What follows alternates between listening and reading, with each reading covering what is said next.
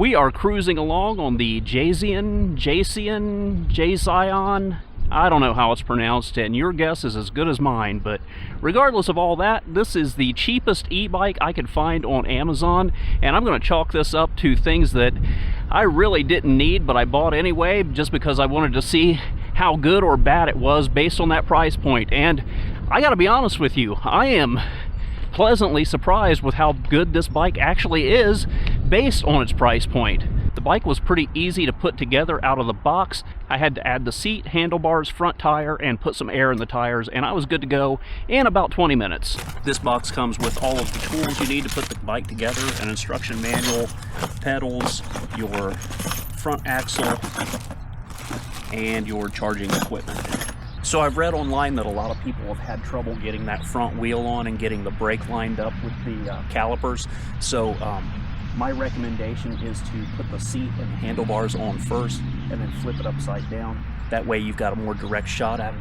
But be careful when you do it, because you do have your display on the handlebars, and that's why I'm doing this in grass, but I'm also being extra careful not to mess up that display. Okay, so we got a pretty good straightaway here. I'm going to go through the different pedal assist levels. I am going to drop down I'm going to start out on pedal assist 0 and actually pedal the bike on my own power. This is in 7th gear, and this is a heavy bike weighing in at almost 50 pounds. This is not a bike that I would want to pedal along for very long with no pedal assist. So it says we're doing 12 miles per hour. I'm going to bump up to pedal assist 1, and honestly I don't feel much difference at all. Up to pedal assist 2. All right, now I feel it kick in a little bit, and we're up to 15 miles per hour, and that's about peak for pedal assist 2. Here's pedal assist 3, and we're at about 20 miles per hour, and that's about peak for pedal assist 3. Here is an acceleration test under throttle only.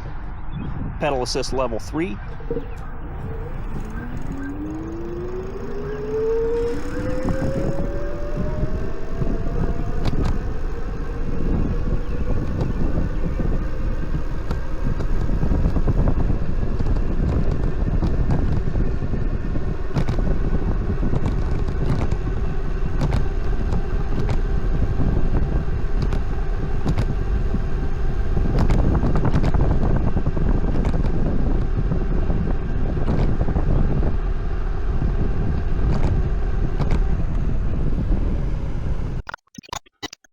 The battery life is actually pretty good for a cheap e-bike.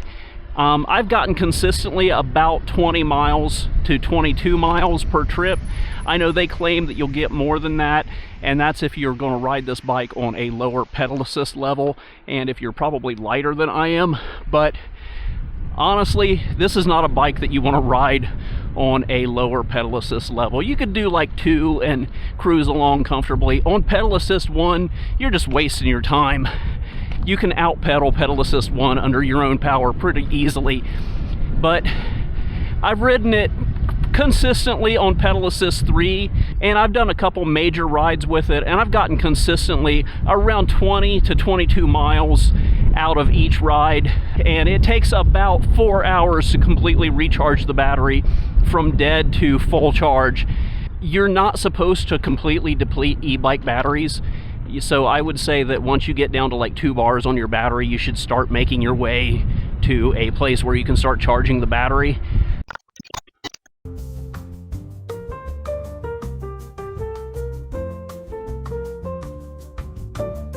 So as I mentioned before, this is a cheap bike, and if you keep your expectations in check, you're going to be really happy with this thing. But there are some problems with the bike. Nothing major, but things that if you're a tinkerer, you'll actually be able to get around quite easily. The rear brake is very squeaky.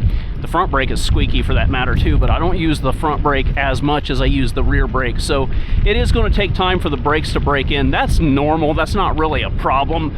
It's just something that you should be aware of. When you hear it and it starts driving you nuts, just know that that's going to wear down over time and be fine. The biggest problem that I have with this bike is this controller screen here. One, it's really dark and hard to see, and I do have the brightness cranked up all the way on maximum, and I'm in sunlight now, and I'll be honest with you, I can't see anything on this screen. I have to take my sunglasses off and put my hand over it and you know, look at it that way to get an idea of what the screen is putting out. But also, this screen is not for this bike. This does not match the screen that is in the user's manual, and all of the codes to control everything that's going on in the screen doesn't match the codes that are in the user manual. Another problem with this screen is that it doesn't take all of the commands that you give it. So, for example, I can't reset the odometer on this. I've tried to follow the instructions for what, as near as I can tell, what is this screen and what are the commands for that, but no matter what I do, it won't reset, and it won't take the factory reset command either. So that's something that I've sent Jasion an email on this, seeing if they can give me a little bit better support, and I'll let you know if they get back with me. But yeah, like I said, I can't reset the odometer trip on this, and that's really annoying. As far as I can tell, they've taken this screen from the Jasion X Hunter and just slapped it on this bike. I don't know if it's because they had extra stock for this screen or what, but this basically is not the screen that is in the user manual for this bike, and the codes don't match up. So I've configured it to the best of my ability, and I've tried to get like the extra speed boost out of this, and I've tried to you know, unlock the top speed, and there are different pedal assist modes. You can add like 2 extra pedal assist modes, but they don't actually do anything. So what I mean by that is we're on pedal assist 1 through 3 now. You can change it to pedal assist 1 through 5, but it doesn't give you any extra speed boost. It just gives you more increments to go through the pedal assist levels. And I think that pedal assist 1 on this is useless. So it basically, when you switch to 5 levels of pedal assist, it makes 1 and 2 useless, and then 2 and 3, 3 and 4 kind of become like pedal assist 2, and pedal assist 5 becomes like pedal assist 3. So if you want that fine control, maybe it's worth it to change to that 5 levels of pedal assist, but from what I've seen, it's just not worth it. I just went back to pedal assist 1, 2, and 3, and it's the same thing. You're going to be riding this thing capped out on your top pedal assist for the most part, like 90% of the time anyway, just because the bike's kind of heavy. So as I mentioned, the screen isn't always accurate. I'm showing 4 bars of power still left on the battery here, but if I do the check on the battery down here, we're at 3 bars. So that's just something to keep in mind. I think it gives you a good guideline to follow, but you can't trust the battery meter on this screen. Like I said, I think they pulled this screen from another bike to throw on this one, because in all the pictures of this bike, there's a different screen on here, and the codes don't match up, so that's definitely something to keep in mind. So I actually am getting a little bit of exercise on this bike, even on pedal assist 3.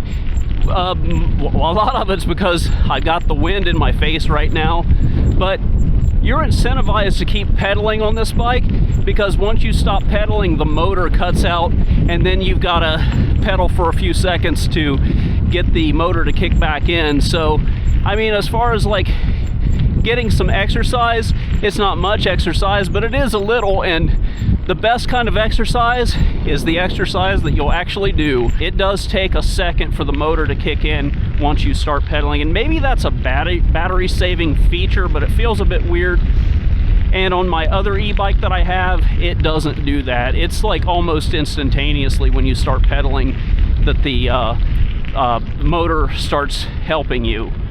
But anyway, it's not a bad thing. It's something I could definitely get used to, but if you need the motor to kick in instantly, so I've stopped pedaling now, I'm gonna hit the throttle, and there the motor's kicked in instantly. So if you need that instant motor to kick in, use the throttle and then start pedaling in addition. Then you can drop off the throttle once the motor is getting power from your pedals. Also, a hill climber, this bike is not. So basically, once you start tackling really big hills, you're going to have to use this shifter and go down some gears. And where this is a motor assist bike, basically once you start going up hills, you're going to be assisting the motor more than the motor is assisting you. It's nice to have that extra little push for really steep hills, but if you live in an area where there are a lot of hills that you need to climb, I would not recommend this bike. I think if you are going up a lot of steep hills and relying on this motor to take you up steep hills, even if you're helping it, you're probably going to burn this motor out pretty fast. So I would keep that in mind. I do mostly flat riding on pavement, so this bike has been a lot of fun for me, but it gets a little sketchy on hills. You can hear the motor kind of like really bogged down, and I don't know as far as longevity how long this motor would last if you're taking it up a bunch of steep hills. So keep that in mind. Now, if you have this bike and you take it up hills all the time, leave a comment in the comment section below, because I would really be curious to see, you know, somebody who's had this bike 1,000, 2,000 miles and see how well it's held up for them. Because in a review like this, where I'm going to ride it for a week or two and then do the review, I just really can't speak on longevity, and that's one of the downsides of doing tech reviews. And I'm definitely going to try to do a follow-up for this bike in 6 months, but my plan is to give this bike to my daughter, so I'll be checking in with her to see how it holds up. The bike is heavy and sluggish. I would do a lot of planning to make sure your battery is not going to run out, because if you are stuck pedaling this thing without any assistance, you're not going to have a fun time. Now, as far as hacking the speed goes, I've read some things online where people have said, oh, you got to get into the menu and change your tire size to a bigger tire size. Those people clearly don't understand how speedometers work. So basically, they're just tricking themselves into going faster. Whereas, yeah, your speedometer needs to know what your tire size is to give you an accurate readout. So if you change it to a bigger size, it'll appear on the speedometer that you're going faster, but it's not actually going to make the bike travel any faster. So if anybody tells you to change the tire size of your bike in the menu, because it'll make the computer trick the bike somehow into going faster, they're an idiot. Don't listen to them. So I went through my laundry list of complaints about things that I don't like about the bike. Now I'm going to talk about some things that I actually do like about the bike. And first and foremost, it's fun to ride. It's not the fastest bike in the world. I mean, it only peaks out at about 20 miles per hour, and I weigh around 200 pounds, so for a cheap e-bike, that's actually pretty good. But it's fun to ride, there's no doubt about it. It's surprisingly comfortable too. The seat has plenty of padding. The tires are providing a comfortable ride as well, but these are pretty cheap tires. The brand of tire is Dinput, as in they didn't put the brand on the tires. There's absolutely nothing written on these tires at all as far as brand name goes. There's a PSI level, but that is it. I don't expect these tires to last very long. They're pretty cheap. And when it comes to changing the tires, me personally, I would actually go with a road tire, but that's because I ride mostly on the road as it is anyway. I would ditch these knobbies and get something with a little less roll resistance. That would probably help with the battery life, but these tires, you know, run them till they're raw and then change them out for something better. Over here we've got the headlight control. You can also tap the headlight button to make it flash. And the horn control, and these are our pedal assist up and down, and long pressing this turns the screen on and off. So my final thoughts on the Jasion EB5. Honestly, I think this is a great bang for the buck. You're getting a lot of bike for a little money, and I think that if you can work past the limitations, like especially if you're a tinkerer or somebody who is mechanically inclined and can troubleshoot things. You can work through the limitations of this bike pretty quickly.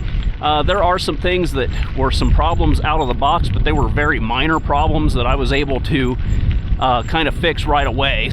The bike is well built and rugged. You get a lot of battery life, and you get a lot of quality components that I wouldn't have expected on a bike this cheap. It is lacking in the power department a bit, but for somebody who just wants to putter around, this is going to be quite adequate for most people. It'll only go up to 20 miles per hour, but for the most part, with the casual kinds of riding that I do, it's been an enjoyable experience, and I've been overall happy with the ride for the most part. Would this be a good commuter bike for somebody in the city? I don't know about that. I feel like it's a little sketchy taking it out in car traffic, but you can do it. You're just not going to have the getting up to speed power that you need when negotiating with other traffic. If your town has a lot of like bike lanes, you'll be fine. If you've never owned another brand of e-bike, I think you're going to be really happy with this bike. I've kind of compared it to a higher quality bike that I've got at home, and it doesn't compare to that bike, but I'm keeping my expectations within reality as well. This bike costs half as much as that bike. If you don't count the shipping costs, it only costs like a third of that bike's cost. So as far as like what you get for the money, I think there's a lot of value here. This would be a great bike to give to a teenager because it's fast enough to just have a little bit of fun on, but it's not fast enough to get anybody in any trouble. Well, you know, depending on the teenager, that is.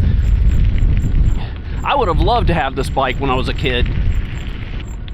Anyway, I think that about wraps it up. Thanks for watching. That's it for now, and I'll see you next time.